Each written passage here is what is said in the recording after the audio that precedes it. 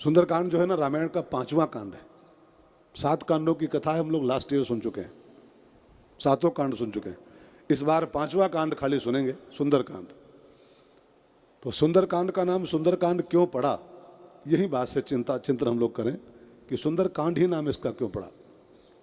भाई बालकांड भी सुंदर है, अयोध्या कांड भी तो सुंदर है, लंका कांड भी बहुत बेहतर है, रावण जैसे पापी का उद्धार उसमें हुआ है। सब कांड सुंदर रामायण के, लेकिन सुंदरकांड का नाम सुंदरकांड क्यों? किष्किंधा कांड कोई घटिया है क्या? क्यों जी? अयोध्या कांड कोई 2 कौड़ी का है क्या?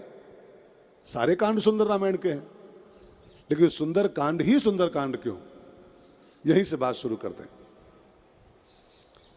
बहुत ध्यान देकर सुनना है सब लोग, जो सुंदरकांड का पाठ करते हैं ना, इस बार कस के ठीक से समझ लेना, तो आपको पाठ का ज्यादा फल मिलेगा इसके बाद वाले पाठ का। अभी तक हम लोग खाली वो पौन घंटे में उसको रपट के पाठ कर देते हैं केवल। अब इसके एक चौपाई में जब घुसेगा अंदर, इसके अंदर, तब देखेंगे कितना गहरा साइंस इसके अंदर भरा हुआ है, कितना गहरा विज्ञान। क्यों धीमा हो जाता है?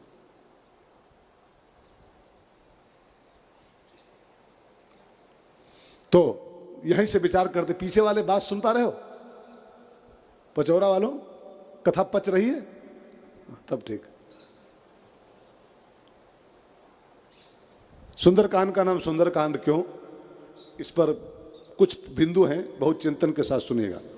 पहला बिंदु, सुंदरकांड में एक ऐसा काम हुआ है जो इस धरती का सबसे सुंदर काम है। खेती करना, नौकरी करना, ऑफिस करना, दुकान करना, घर चलाना, रोटी बनाना, ये सब काम हैं, ये सब काम दुनिया के हैं। लेकिन इस ब्रह्मांड का जो सबसे ब्यूटीफुल वर्क है, सबसे सुंदर काम है, वो इस कांड में हुआ है। अब सबसे सुंदर काम कौन सा हो सकता है? अनुमान लगाओ। दुकान करना, खेती करना, नौकरी करना, फैक्ट्री लगाना। दुनिया का सबसे सुंदर काम है सीता की खोज करना। अब सीता माने होता है भक्ति। भक्ति मनुष्य इस मानव जीवन को पाके अगर भक्ति की खोज कर रहा है, सीता की खोज कर रहा है जीवन में, तो जान लो कि वो जीवन का सबसे बेहतर काम कर रहा है। बाकी सब तो जीविका के काम हैं, परिवार पालने के काम, लेकिन जीवन की सार्थकता वाला जो काम हो, ये केवल है कि हम सीता को खोज लें। और इस कांड में सीता की खोज हुई है।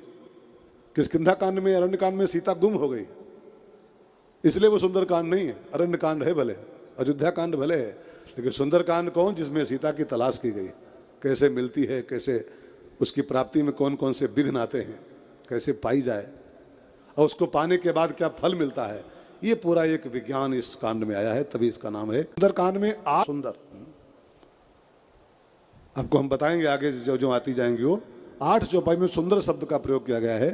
सिंधु तीर एक भूधर सुंदर, सुंदरायतना घना, लागे कहन कथा अति सुंदर। 8 बार सुंदर सुंदर सुंदर सुंदर का प्रयोग हुआ है, तभी इसका नाम सुंदर कांड है। और सुनिए, इस कांड की यात्रा सुंदर पर्वत से आरंभ हुई। सिंधु तीर एक भूधर सुंदर, और हनुमान जी इसी सुंदर पहाड़ से यात्रा शुरू किए थे, तभी इसका नाम सुंदर कांड है। अथवा जामवंत के बचन सुहाए, इस कांड की पहली चौपाई है। सुहाए माने क्या होता है? जामवंत के बचन सुहाए।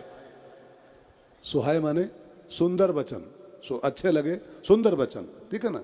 तो जामवंत के सुंदर वचनों से यह कांड शुरू होता है, इसलिए इसका नाम सुंदर कांड है। अथवा जिस सीता की खोज इस कांड में हुई है, वो सीता क्या है मालूम? बालकांड में सीता का परिचय आता है, सुंदरता कहूं सुंदर करई।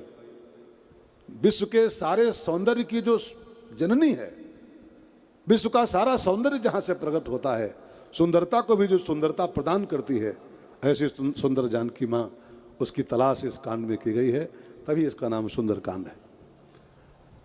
तो हम लोग सुंदर कांड की यात्रा इस बार करेंगे। मंगलाचरण से शुरू करते हैं।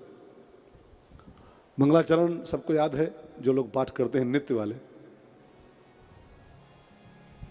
याद है बेटा? हाँ, शर्माना मत, जो कुछ पूछा जाए बोलना। शर्माओगे तो कैसे कथा हो पाएगी? आयुष बेटा रोज पाठ करता लगभग नित्य। अनिल भी बिहेव करते, रोज रोज करते। वाह जियो। नित्य पाठ वाले कई लोग हैं इसमें आप में से। नित्य सुंदरकांड का पाठ करते, 2-4 लोग हैं। शनिवार मंगलवार वाले कई लोग होंगे, लेकिन नित्य वाले 2-4 लोग होते हैं केवल। तो मंगलाचरण जो पहले पन्ने पर है, 3 श्लोक उसमें, 3 श्लोक बहुत ध्यान देके समझिएगा। पहले श्लोक में राम जी की वंदना है, शांतम शाश्वतम अप्रमेय मनघम, ये राम जी की भूपाल चूड़ामणिम, रघुवरम भूपाल चूड़ामणिम, राम जी को प्रणाम किया गया है। दूसरे श्लोक में गोस्वामी जी अपनी एक इच्छा व्यक्त किए राम जी के चरणों में। पहले में राम जी को प्रणाम कर लिया, शांतम शाश्वतम, आपको याद होगा। और दूसरे में गोस्वामी जी बोले कि बाबा प्रभु जी, मुझे एक तमन्ना है, कि इच्छा मेरी, उसको पूरी कर दो। कहा क्या चाहिए? तो गोस्वामी जी मांगे नान्या स्पृहा, नान्या माने दूसरी कोई इच्छा नहीं है, बस एक ही मात्र इच्छा केवल हमारे पास है कि प्लाट भी हो जाए, नौकरी भी हो जाए, प्रमोशन भी हो जाए, ये कोई इच्छा हमारी नहीं। तो फिर नान्या स्पृहा, नान्या माने ना अन्य स्पृहा, दूसरी कोई इच्छा मेरे पास नहीं।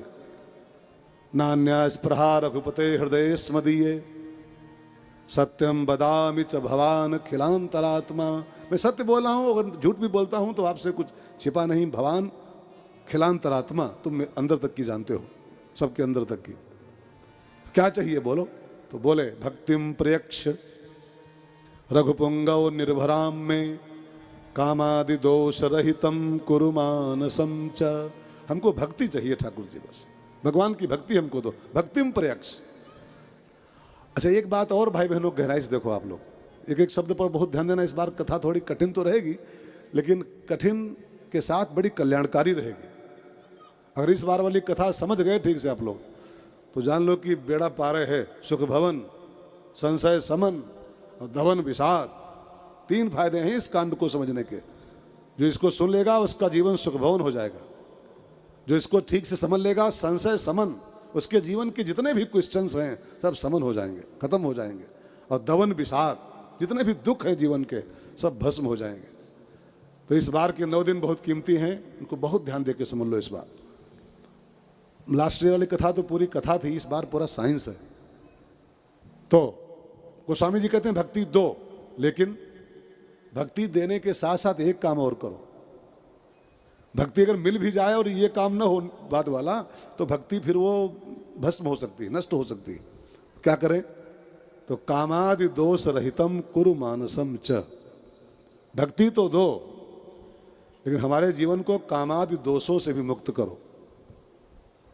कामादि माने, कामादि माने होता काम आदि से बोलते हैं। वो जैसे 5 लोग कहीं पर गए हों तो बोलते हैं कि वो रमेश आदि आए हैं, रमेश आदि। आदि माने उस आदि में सब कोई आ गया, ठीक है ना। आदि माने बहुवचन हो जाता है, तो खाली एक शब्द का प्रयोग किया काम, लेकिन साथ में है आदि। आदि माने 5 चीजें और, काम, क्रोध, लोभ, मोह, मद और मत्सर, 6 काम आदि। दोष रहितम कुरु मानसम च, हमारे हृदय को इन कामादिक विकारों से मुक्त कर दो। अब देखिए, थोड़ा समझिए, भक्ति पा जाओ और कामादिक दोष अगर न दूर हो तो आपकी भक्ति फिर कलुषित हो जाएगी। कलुषित माने गंदी हो जाएगी। भक्ति की शुद्धि के लिए इन कामादिक विकारों से बचना बहुत आवश्यक है। अगर कामादिक विकार रहेंगे तो ये जो माला, कंठी, आरती हम लोग करते हैं ना, ये सब लगभग व्यर्थ हो जाता है। जैसे शुगर की दवा भी खाओ और साथ में चाय भी पीते रहो, शक्कर वाली चाय, और रसगुल्ला भी 4-6 पीस चापते रहो, 2-4 पेड़ा भी कहीं अंधेरे में पा जाओ तो खा लो अंधेरे में, तो आपकी वो गोली काम नहीं करेगी, गोली से व्यर्थ हो जाएगी वो। ऐसे ऐसे शुगर की दवाई तब काम करती है जब पहले शुगर में परहेज किया जाए, ठीक है ना। ऐसे ही अगर कामादिक विकार रहे अंदर, काम क्रोध आदि रहे, और हम भक्ति करते रहे, भक्ति भी होती रही और इन दोषों में हम घिरे रहे, तो फिर गोस्वामी जी की मान्यता है भक्ति नाशाय, इंसान की सब भक्ति जो किया कराया होता है सब नष्ट हो जाता है। इसलिए भक्ति दो, लेकिन भक्ति देने के साथ साथ कामादि दोष रहितम कुरु मानसम च। दूसरा श्लोक पूरा हो गया। अब मैं चूंकि थोड़ा ज़्यादा विस्तार करूंगा तो इस श्लोक में कहो तो 9 दिन पूरे हो जाए, 9 दिन इसी व्याख्या में पूरे हो जाए।